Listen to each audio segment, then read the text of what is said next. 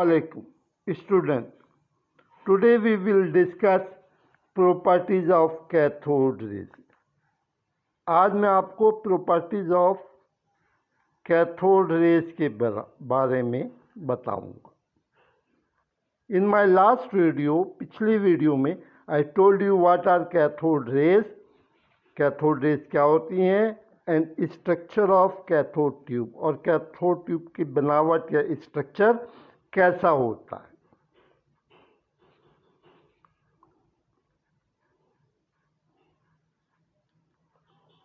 तो इसकी पहली प्रॉपर्टी जो है वो दी हुई है.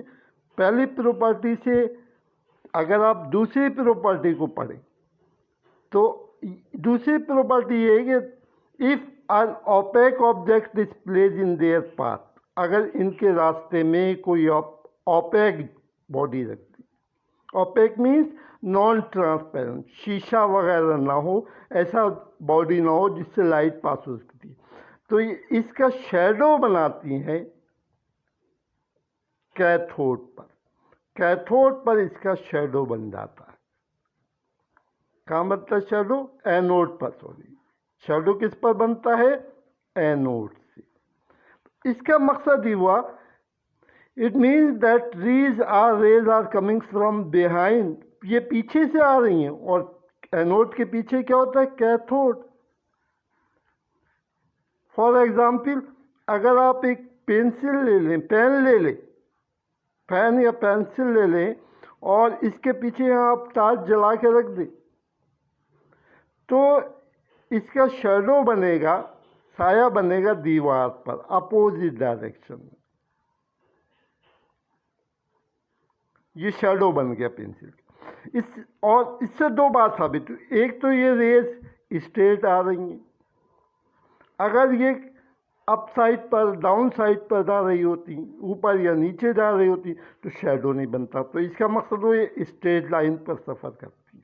और दूसरी बात, क्योंकि ये अपोजिट डायरेक्शन में शैडो बनता है, एनोड के अपोजिट क्या है? Cathode. Is mean they are coming from cathode, तो ये कैथोड से आ रही हैं.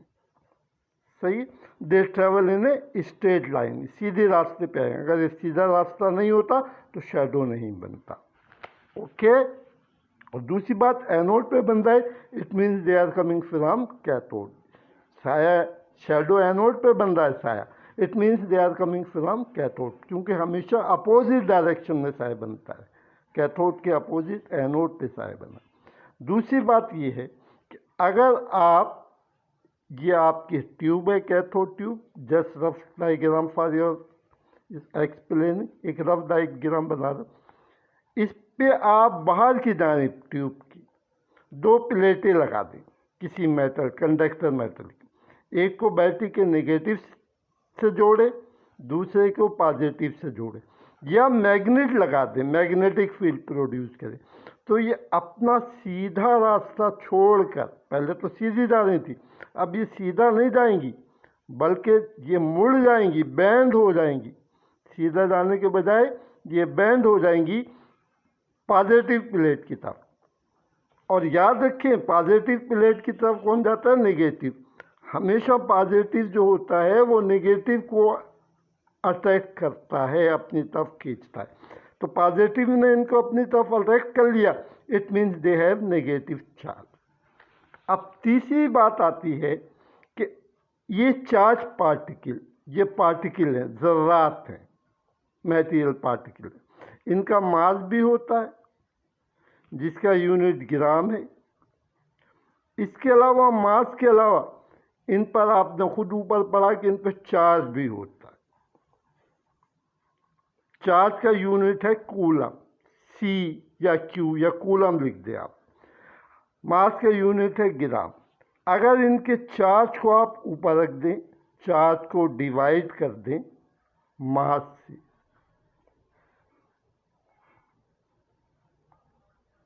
तो चार्ज को जाहिर करते हैं आप ई से, और मास को जाहिर करते हैं एम से, तो ये आ जाएगी ई अपॉन एम रेशो. और इनकी ई अपॉन एम रेशो की जो वैल्यू आपकी बुक में दी हुई है, उसके साथ ग्राम, कूलम पर ग्राम लगाना है. कूलम पर ग्राम भी, क्योंकि चार्ज का यूनिट जो होता है वो कूलम होता है और मास का यूनिट ग्राम होता है। ये तो हो गई एक और बात। नेक्स्ट टॉपिक है आपका, नेक्स्ट प्रॉपर्टी आपकी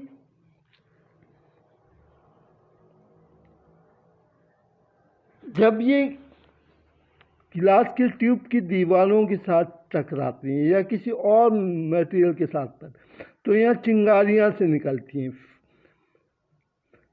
चमक पैदा होती है, इन्फ्लोरेसेंस, चमक या इन्फ्लोरेसेंस पैदा होता है या किसी और मटेरियल के साथ टकराती है। इस प्रॉपर्टी का मकसद क्या बताना कि ये मटेरियल पार्टिकल है, जब दो मटेरियल पार्टिकल टकराते हैं तभी जो होता है इन्फ्लोरेसेंस या चमक पैदा होती है, लाइट पैदा होती है, शाइनिंग पैदा होती है।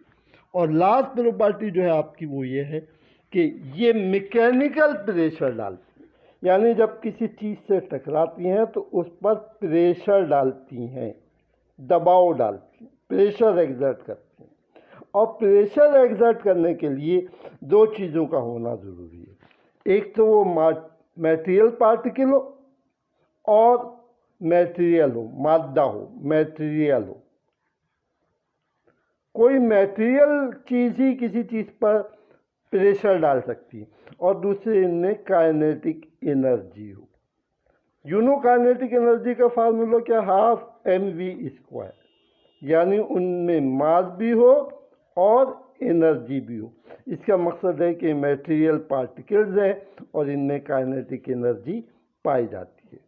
These are all about the properties of cathode rays. I hope you will understand. मुझे उम्मीद है कि आपकी समझ में आ गया होगा। If you have any question, you can ask me in comment box. Okay, thank you. Allah Hafiz.